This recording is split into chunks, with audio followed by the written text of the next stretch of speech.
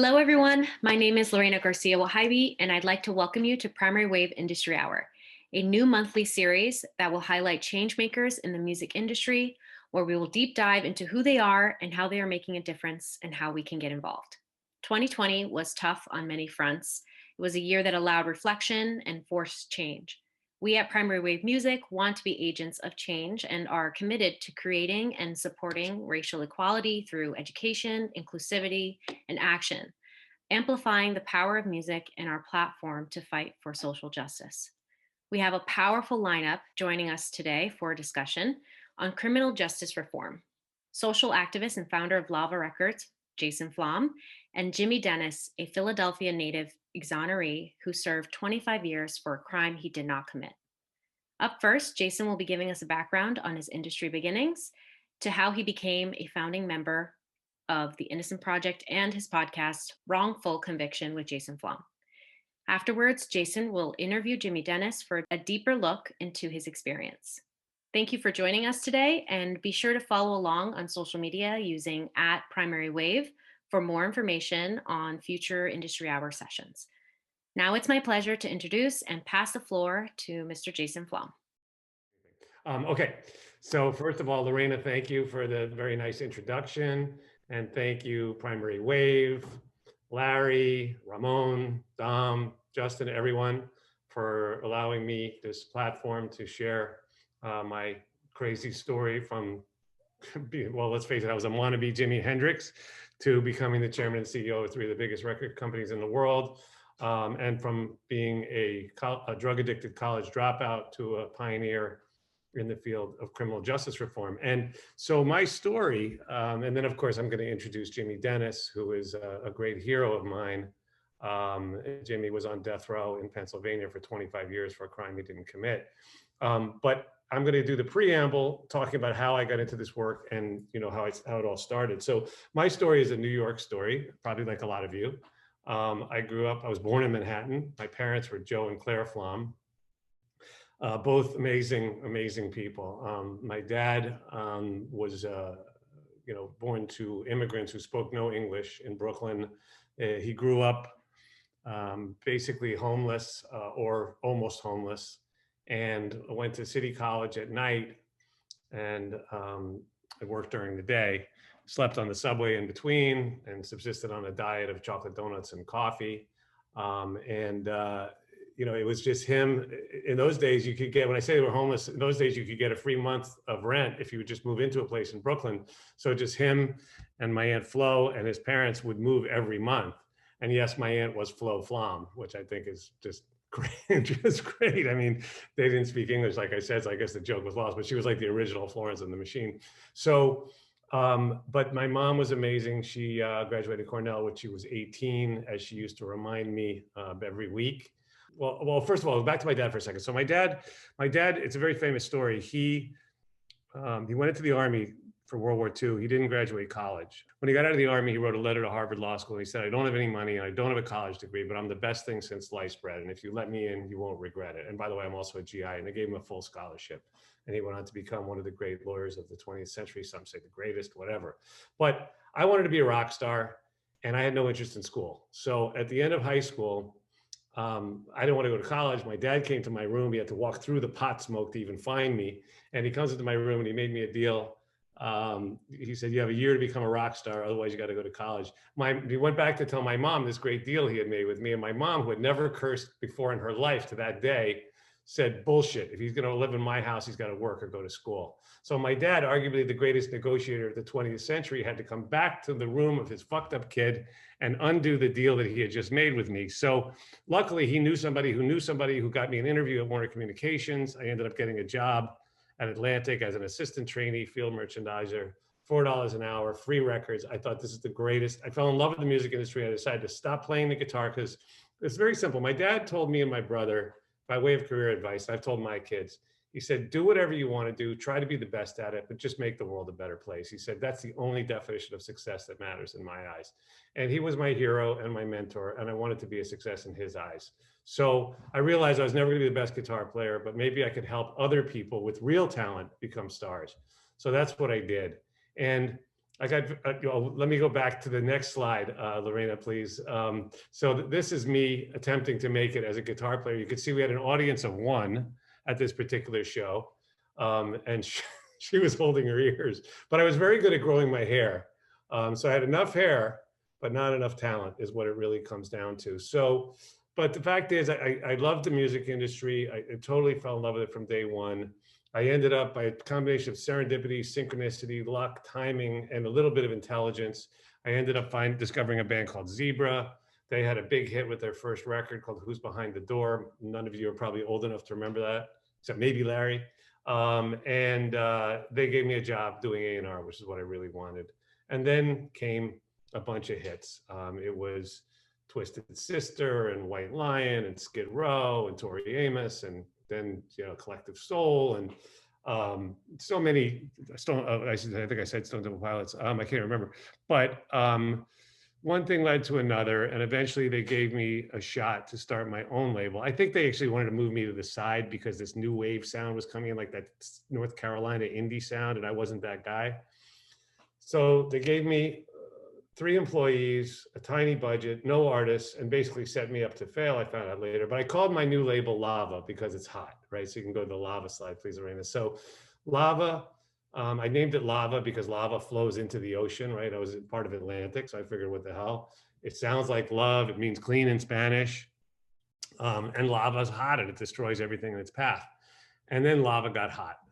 We got hot with, Sugar Ray was one of the first acts that we signed. And this is a slide will show you what a typical meeting with Mark McGrath would devolve into. If you go, there it is, yeah. So Mark was nuts. I mean, he was completely nuts. And this was supposed to be a meeting, but he decided that licking my face would be better than talking business. So anyway, we had a lot of fun. Sugar Ray became a hit. And then that led to Matchbox 20 indirectly, but Matchbox 20, of course, had a monster hit. And then the next big one for Lava was Kid Rock. And Kid Rock was so exciting because everybody hated him. Like the whole music industry was out to get him. But I loved this record. I thought it was one of the greatest records ever made. And it took forever. And it's a crazy story. I ended up breaking him as a result of a golf game with Louis Largent from MTV, because they weren't ever going to touch him. But I was able to play him the record in the car on the way home from the golf course in my Tahoe with the stock stereo. I played 5 songs loud, and he said, "This guy's going to save the world." And of course, that turned out not to be true, especially under current circumstances. But that's beside the point. We had a tremendous run. And when the record went platinum, I took out this ad just to sort of tell the music industry what we thought about their opinions. And it ran directly opposite the Christian radio charts as it happened. You couldn't even make that up. And then when the record went to 10 million, we just put another 0, moved the finger over, and ran the same ad again. So it was really an exciting time. I ended up selling, we had a number of other hits: Uncle Cracker, Trans-Siberian Orchestra, Simple Plan, The Cores. It was a great time. Edwin McCain. And we ended up selling almost 100 million records from a standing start in 8 years. And then I sold the company to Atlantic, and almost 25 years to the day that I locked in there with my long hair and a staple gun and some double-sided tape, putting up posters in record stores, I was named the chairman and CEO of the company that I love the most, Atlantic Records. Well, that came to an end because of a poem I wrote. The poem, basically what happened was Edgar Bronfman, who had just bought Atlantic and he had bought Warner Music Group and was taking it public, or had taken it public, and the stock wasn't doing well. And he was being honored by the UJA. And they called me and asked me, I donated a bunch of money in his honor. They asked me to put out an ad in the program. So I decided to run an ad. This came off the top of my head, and this was the ad that I ran. Next slide is, roses are reddish, violets are bluish, our stock's in the toilet, but at least we're both Jewish. And Larry, if you're watching, don't worry. I will never write a poem about Primary Wave unless it's positive. But that didn't go over very well. And I was fired from my job as chairman of Atlantic Records over this poem. I was going to take some time off, but I was offered very soon afterwards, and I was offered a job running the worst company in the business, Virgin Records. And so at the time, I thought, rather than run an announcement announcing my new position as chairman and CEO, I thought the hottest movie in the country was The 40-Year-Old Virgin at that time. So I thought, you know what? Why don't I why don't I take a picture as him and run that as my ad? So this is what it looked like when I ran my ad. And it was lucky I was 44, because 44 is a funny number, I think. And if I was 43, it wouldn't have been as funny, or 45. But so Virgin, we turned that place around. Jeff Kempler and I and Lee Trink and a great cast, amazing team. Dom, of course, was a huge part of our success. And we turned that place into a hot label with Katy Perry and 30 Seconds to Mars and Red Jumpsuit Apparatus and KT Tunstall. And we had a bunch of hits. They hadn't had a hit in 12 years. So it was really exciting to really put that place back in its rightful position. And then, of course, Katy Perry was was the biggest signing from that period of time. I left there when Guy Hands bought the company, and you know, he was turning it into something I didn't understand at all. And so I left and joined the #1 company in the record business, Republic Records. And I did that because I thought Monty and I had a friendly rivalry, Monty Avery and I, and it seemed like every time I was breaking something, they were breaking something. So I thought, rather than try to compete with them, why fight them if I can join them? So I did. And of course, it's been a great run with them. You go to the next slide, and it's been Lord, Jared, well, that was back to Jared Leto. I guess I went out of turn there. 30 Seconds to Mars was part of our story at Virgin. But so this, Greta Van Fleet and Lord and Jessie J have been, some of our big successes. We're on the verge of a couple more breakthroughs now, which I'm really excited about. There have been others. And then, in the meantime, as part of my sort of midlife crisis, which is funny to say midlife crisis when I just turned 60, because I hope I live to 120, but we'll see. But I wrote a children's book with my daughter called Lulu is a Rhinoceros to promote tolerance and anti-bullying. It's the true story of my bulldog Lulu, who's not a dog at all. She's a rhinoceros trapped in a bulldog's body. So it's about her struggle to find love and acceptance in a world where she's judged by her physical appearance instead of what's in her heart. And we create a little hero for kids who feel left out, put down, or bullied because of the way they look, the way they feel, or the way they are. Now it's being turned into a TV series, an animated TV series with Apple Plus, which is very exciting. But anyway, the interesting thing and why we're here is because in my early 30s, I found my calling in life. I read a story in the newspaper about a kid who was serving 15 years to life for a nonviolent first offense cocaine possession charge in a maximum security prison in New York State. And yes, you heard that correctly. Nonviolent first offense cocaine possession charge, 15 years to life. This story blew my mind, and I decided I had to do something about it. I can tell you on a different time why it was even in the newspaper. It's a long story, but basically Governor Cuomo, Mario Cuomo, had turned down his request for clemency, even though he had had support from the warden, the judge, even Geraldine Ferraro had written a letter on his behalf. And so I decided I had to do something about it. Well, I only knew one criminal defense lawyer at that time. First I tried to send money, but his mother, I spoke to on the phone, Shirley, said there was no more appeals left. And he had been in for 8 years already. He was the same age as I was at the time, 32. And I just thought, I'm not a religious person, but there but for the grace of God go I. And so I got in touch with the only criminal defense attorney I knew, a guy named Bob Kalina. Bob was the lawyer for Stone Temple Pilots and Skid Row when they got in trouble, which was every week, it seemed like. So Bob agreed to take the case pro bono. 6 months later, we ended up in a courtroom in Malone, New York. He said it was hopeless, but the arguments went back and forth. I was sitting there holding Mrs. Lennon's hand. Stephen, the kid who had been sentenced and serving all this time, was brought in shackles like he was Charles Manson. And the arguments went back and forth. I didn't understand what was going on. I still had a mullet back then, and so out of it I was. But the judge, who looked like a conservative guy with white hair, looked like Ted Forsythe, if you know who that is from the movies, he bangs the gavel down and he says, "A motion is granted." And he sent Stephen home. And that was the moment when I realized that this was what I needed to do with my life, because it had such a profound impact on, I think, as much on me as it did on Stephen and his family. And there's a photo here, I think, of, you can go to the next one after that, actually. I think, yeah, that's it. So that's me with the lawyer and the parents right outside of the courthouse after we won. And obviously a lot of joy. The previous slide is just a little thing I started called the Church of Rock and Roll, but we're going to get into that another time. But it's a cool logo anyway. And so, long story short, I joined the board of Families Against Mandatory Minimums. Soon I learned about the Innocence Project from something I saw on TV, a death penalty case where they had prevented their client from being executed and gotten him freed because of some DNA that they looked at him in the microscope and they found the DNA and they proved he was innocent. And I literally walked down to the Innocence Project office. I walked in, it was Barry Scheck and Peter Neufeld in a little room with a briefcase, a phone, a microscope, and a dream. And I said, I'm going to help you in every way you can possibly imagine and more. And I became the founding board member, not the founder by any means, but the founding board member.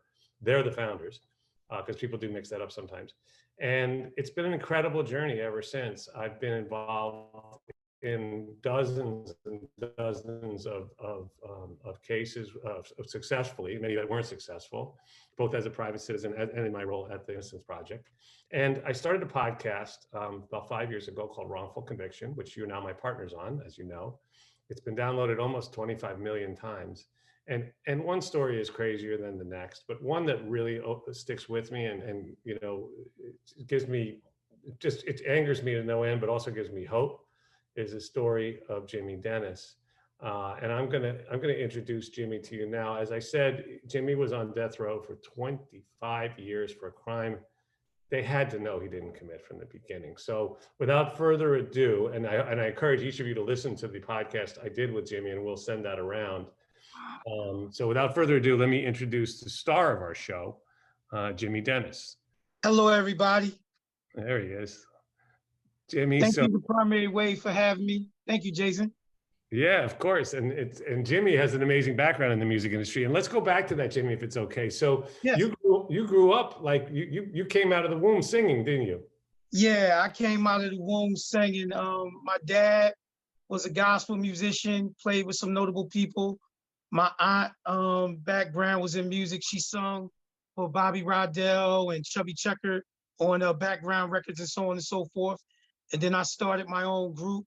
And I still sing to this very day, yes. And talk about, before we get into the awful, awful tragedy that befell you, and not just you, but you, talk about your, you know, because you were on the verge, like your band was kind of happening back then. And we're talking about now 27, 28 years ago, right? Yeah, my musical group Sensation was said to be the hottest in the city, and we had interest from music executives in the business. And so we were kind of being courted, if you might say. And it felt like the world was our oyster. We were young, we were happy, we were on the verge. We felt we were on the verge of something special, and other people did too. And then, of course, everything went completely haywire. And yeah. If you can just bring us into the loop on this awful incident that happened. And, you know, and this case is so troubling, well, for a lot of reasons, but one is that they knew that you could not possibly have done this crime. You couldn't have committed. It wasn't that you didn't, it was that you couldn't have, even if you wanted. So tell us a little bit about the crime and what you were doing at the time that it actually happened. So a young lady by the name of Shadell Ray Williams was robbed and murdered for a pair of gold earrings by 3 perpetrators. And it was said that the perpetrator was 6 foot tall, dark skin complexion, and was 180 to 200 pounds. I stand 5'4". My body weight was 125 pounds. And I'm brown skin complexion. And when people say dark skin complexion, they speak about, you know, different famous people like Miles Davis. So that was what was meant. And at the time of the crime, I was on the opposite side of the city traveling on a SEPTA bus, all of which was proven. And what the police did was the police went about hiding and destroying any and all evidence that proved my innocence from day one. And so you had the receipt right? That proved Yes. that proved you had been where you said you were. But Yes. they hid that, right? They hid the welfare receipt for over 15 years, and it didn't come out into a court hearing in around 2005. And what year was this that this all happened? And tell us about the arrest and why they even targeted you in the first place. They had absolutely no reason to. I mean, Right. I probably look more like the perpetrator than you do. I'm Right. 5'11". I Right. weigh about 175, you know? Right. So the tragedy of this story is that two families were literally destroyed by these corrupt police officers and prosecutors in Philadelphia. And we done did this in numerous times. We done talked about this millions of times. Um, they went about going to several neighborhoods within the city, and they rounded up a bunch of people who were doing or who had committed robberies in the past. And then they got people to lie that were jealous. And then when my name came up, I literally did what every single person says an innocent person is supposed to do. I went down to the police station. I asked them, did they want to see me? I signed in. They said no. And then they literally destroyed my life based on literally nothing 1 month later. I've never had a significant criminal history in my life. This was my first time being locked up ever. And the Philadelphia police, to give people some background, back then, brutality was a policy. It wasn't hidden. They didn't Yes. try to hide it. It was part of this was really the post Rizzo era, but Rizzo was the police chief who became the mayor, who had the cops wearing jack boots, and who was, Yes. basically they would just beat the shit out of anyone and everyone. It didn't matter, innocent, guilty, even Yes. right back. It was, I mean, Yeah. of course, they targeted people of color Yes, primarily. all the time. All the time. And keep in mind, these police officers were from the Frank Rizzo regime. These police officers, Jastrzemski, Santiago, and the prosecutor, Roger King, who they all have been proven to be corrupt, not only in this case, but Anthony Wright and 28 other cases. This is their pattern, racist pattern of brutality and corruption, hiding evidence, destroying evidence, and locking innocent people up. And Tony Wright, that Jimmy's referring to, he's been on my podcast as well. He also did almost 25 years in prison, not on death row. And Tony, Rolling Stone did a big story about him. He was an Innocence Project client as well. And I'll never forget that, a pull quote in that story where it said, in the 1990s, a black man had a better chance of getting justice in Philadelphia, Mississippi than they did in Philadelphia, Pennsylvania. And that's exactly the environment that you found yourself in through no fault of your own, obviously, right? And that is exactly true. That quote is exactly true. And if you remember, they mentioned me in that article. They talked about my innocence in that Anthony Wright Rolling Stone article. And that's exactly true. Philadelphia was a cesspool of corruption, and it still is. It just started getting cleaned up a few years ago by Larry Krasner, the new DA. So, Jimmy, they abused you in the interrogation room, right? Yes. And we know how brutal that can be. Yeah. And I don't even know if you want to talk about that, but I do want to get to that and the trial as well, and then your death row experience and how you managed to persevere and ultimately find your freedom. Oh, by the way, you got to show the ring. Yeah. This is a ring. This is a ring given to me by the first man. Turn it a little bit. You can't. You gotta. Okay. This says, is a ring. This is a death row exonerate ring given to me by the first innocent man exonerated in the country by DNA evidence, a friend of mine, and Jason Kirk Bloodsworth. This is the type of beautiful stuff that my friend Jason does. Yeah. So yeah, that's awesome. Death row exonerate. There it is. It's upside down, but you can see it clear as day. There you go. So, okay, so Jimmy, that's beautiful. Now I got it. So take us back to the interrogation room and the trial and who represented you and what that trial was like and what that moment was like when they found you guilty and sentenced you to death. So when the last night of me being home, I was in church. I just met with a gospel record label at the church, some producers and executives at the church, and I was watching one of my friends, who's my partner, Gwen Jackson, perform and sing. And then I went home, and they basically just crashed into my father's house, throwing me against the wall, you know, brutally, saying all type kind of hateful things to me. And they put me in a paddy wagon.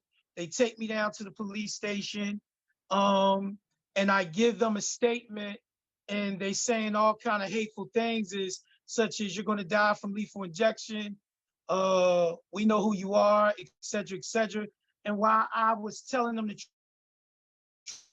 truth that I didn't do this, after I gave them my statement, which, as you know, still stands up to this day, they went out and they started hiding the truth from day one, because they just wanted somebody to hang for this horrendous crime, and they didn't want to do their job. And you go through a trial for over a month, and you have so much media attention, and it's like an out-of-body experience, because you can't believe this is happening to you. You're on an emotional roller coaster, but I still had this flicker of hope that the truth was going to come out, and that a jury of your peers would be able to ascertain the truth when they understand and see that you don't fit the physical description, that the crime took place in less than 1 and 3 seconds, and nobody can accurately identify someone in that time. But if you look at me and you look at the physical description of the perpetrator, and then they actually took my height at trial, and they said, you know, he's 5'4" with a 1-inch heel shoe on, because the police were lying so bad on the witness stand, trying to say that I was 5'10", right? And so when the guilty verdict comes down, I'm devastated. My life has literally changed forever. I can remember my mother, the wells of my mother, and my sister rocking back and forth crying, and my daughter's crying because my children's mother is crying, and other family members and friends, everybody is crying, because nobody could believe what happened, and tears rolled down my eyes. And while I didn't have adequate representation, as I've often said to you, the amount of corruption from the detective Santiago and Jastrzemski and the prosecutor Roger King was so insurmountable that no good attorney worth their salt would have been able to do anything about every single thing that they did at this trial. You're talking about the lies upon lies. There's a mountain of lies that I had to overcome for over 25 years, that I had to cut through, you know, from them hiding evidence to them destroying evidence of other people confessing to the crime, and clothing that would have exonerated me, that we wanted to get tested for DNA, and then it disappears, you know? So what was done to me is one of the most, or the most egregious case in Pennsylvania history, and many judges have spoke to that. So Jimmy, what was that moment? I mean, you described your family and their you know, their distress. I mean, how distraught they were, you know, which anybody's family would be. They knew you were innocent. Yeah. But what was that moment like for you? I mean, you know, because nobody can imagine it that hasn't been through it. Explain it the best you can, please. For me, as you walking into the courtroom, your heart is pounding outside of your chest. And like I said, there's a flicker of hope that I'm gonna get my life back. I'm gonna be in the music business doing what I was already doing. And life is gonna be back to normal. And then it felt like a pin was stuck into me in a balloon pop, and all the wind and the life came out of me at that moment when I heard those words. And then as the tears are rolling down my eyes, and you hear everybody, you know, welling and, you know, crying, and you're crying, it's like a nightmare. And you can't really get a hold of the moment. you can't get a hold of the time that you're in. It's like it's on a loop like Groundhog Day, and you can't believe what's happening. And for me, then to have to turn around several days later and they tell you that you're going to death row, you're going to die by lethal injection at the state of penitentiary in Rockview, da da da da. All I'm trying to do is say to myself, I got to get through each second, and I'm going to fight. I'm going to fight back. But you're scared. You don't know what to do. I didn't know what to do. I've never been in a situation like this.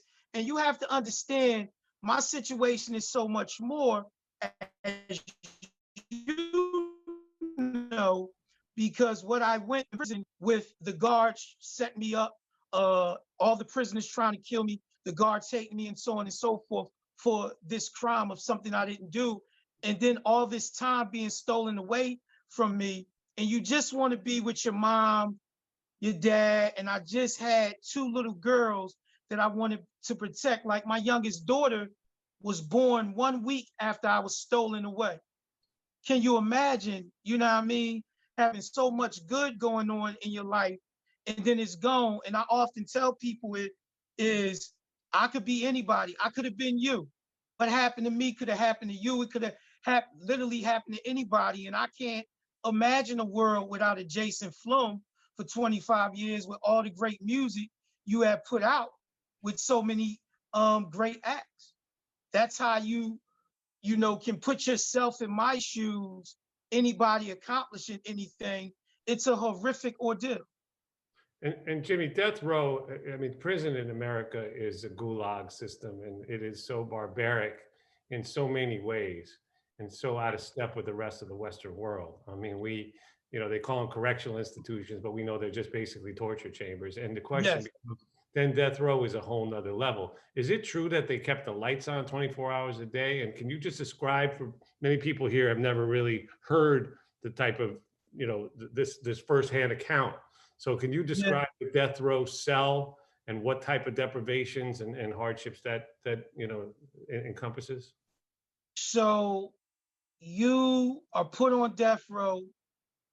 There's over 200 men or more there. There's 4 pods with a first tier and a second tier, and there's 32 cells to a pod. Everything is controlled by a central station with like a bubble with central controls in it. And the cell is no bigger than the bathroom. You have to understand that you're dealing with guards who are racist and prejudiced, but might have mental illness as well. You're dealing with prisoners who have multiple personalities and suffer from psychosis of some kind, and are, some are hardened criminals and some are not, right? And every day, you don't know what the day is, but you can almost tell what it's going to be by the guards that work the block. And prison is a day-to-day assault on a human soul. And for me, it was like somebody was playing Russian roulette every single day and had a gun to my head, pulling the trigger. And also, the light did stay on 24 hours a day. It never went off. I never had darkness until I came home. Me and you have talked about this. And it creates all types of sleep deprivation. It messes with your eyesight. It messes with your mind. I did not know that I was suffering from PTSD when I was in prison, but I'm in therapy once to twice a week now. And panic and anxiety and depression is all a part of that, right? And that death row cell is like living in a small bathroom. So if anybody chose to go and stay in their bathroom that's not spacious for a day, you'll know what a death row cell is like. If you have somebody bring you 3 meals on a dirty tray that's unsanitary and fit for anybody to eat off of, with racial epithets on it, and ain't carved in it with all type kind of disgusting messages that you never wanted to see, and the trays not being clean from the last meal or 2 days ago. That's what death row is. There are fights. There are guards getting the cell doors open for prisoners to be attacked. It's a nightmare situation. You go from one cage to another.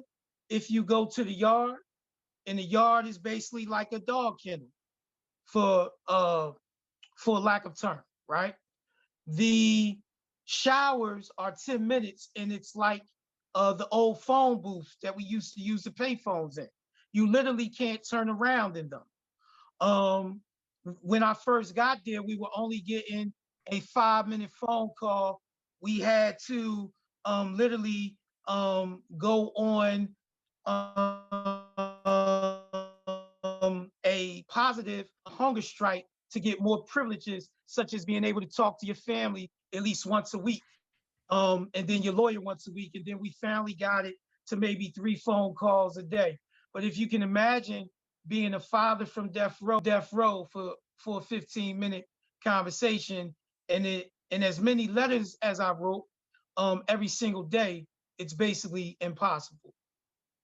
And they had given you 2 death warrants, right? Like where they literally Yes. brought the paperwork and said, sign here, would tell us where you want your body to be taken after we kill Yes. you. Yes. And I survived 2 execution warrants. They would ask me what I wanted my last meal to be. I would never tell them what I wanted my last meal to be. I would never do that. I would never tell them where I wanted my body shipped. And so they'll send it to your closest kin or your lawyer or something like that, or they write down whatever they wanted to write down. But I never believed that I was going to die on death row. I always believed, that my day of truth was going to come out.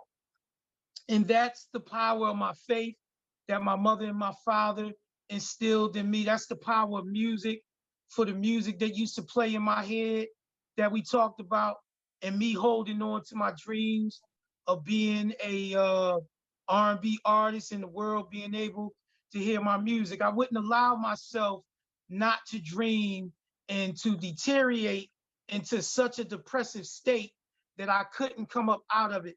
And don't get me wrong, I've had my moments. You know that. You and I talked about this. No one comes from prison unscathed, and every single person that has been in prison, you can't come through being innocent in prison and not be unscathed when you had so much corruption and pain put upon you by the system and others outside the system. But I always believed that my day of truth would come, and I would be doing positive things and making music again. And that's exactly what you are doing. And I want to get to that. And we have about probably 7 minutes left. And listen, I could talk to you, I could talk to you all day. Yeah. But the fact is we've gotten a lot of this in already. So how did you get out? How did you maintain your hope? And then how did you get out? And what are you up to now? Those are 3 questions. 1, 2, 3. Speed round. Here we go. All right. So on August 21st, 2013, the Honorable Judge Anita Brody of the District Court, she handled the NFL case with the CTE. She's one of the most powerful judges in the country. She wrote a legal opinion saying that James A. Dennis was wrongfully convicted for a crime in all probability he did not commit. And that started the ball rolling on me getting out. And then subsequently, August 23rd, 2016, a scathing legal opinion from the highest court in Pennsylvania said I was innocent and it was a grave miscarriage of justice. And then I was let out 6 months later or something like that on May 13th, 2017. And now I'm home. I'm advocating for other innocent people, but primarily I'm making music again. My latest song out right now is called Tears This Year.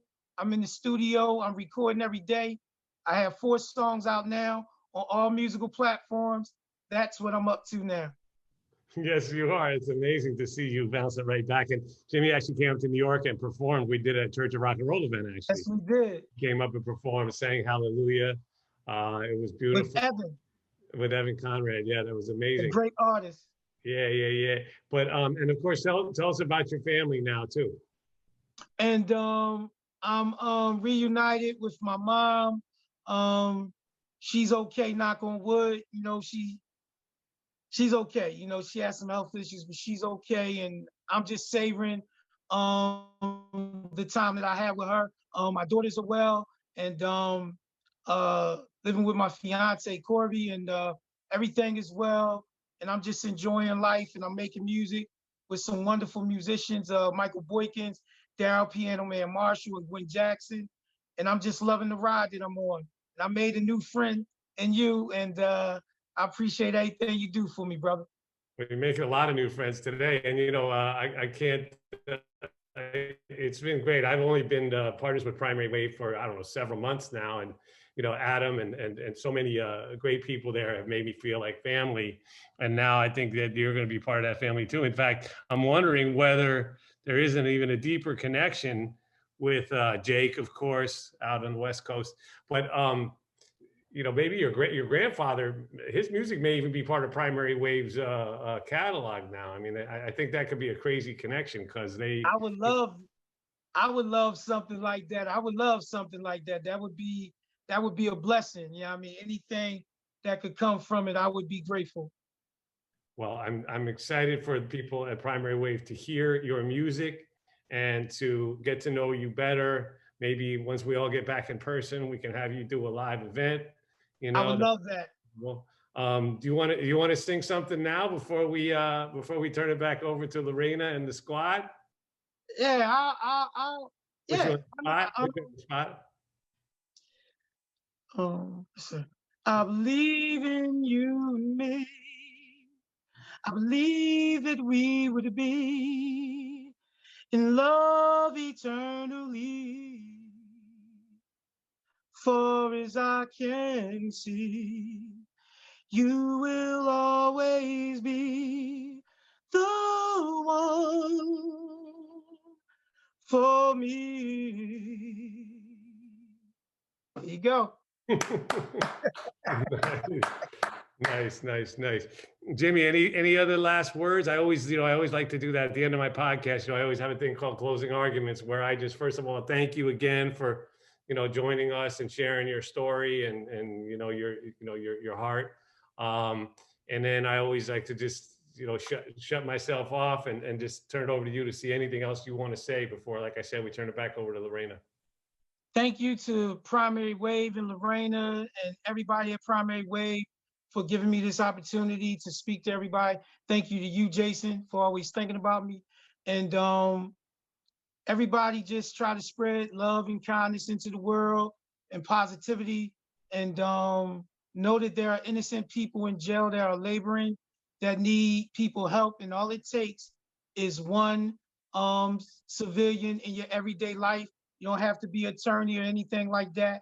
And you could truly help an innocent person.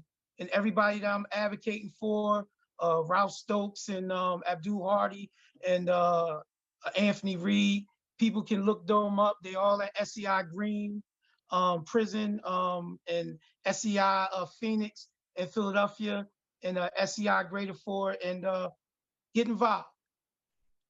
And peace.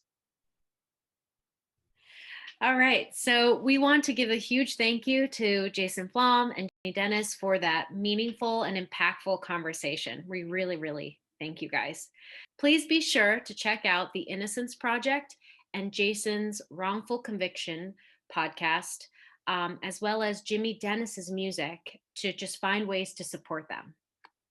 As a reminder, be sure to follow along on our social channels at Primary Wave to be in the know about future industry hour sessions. We appreciate you tuning in, and until next time.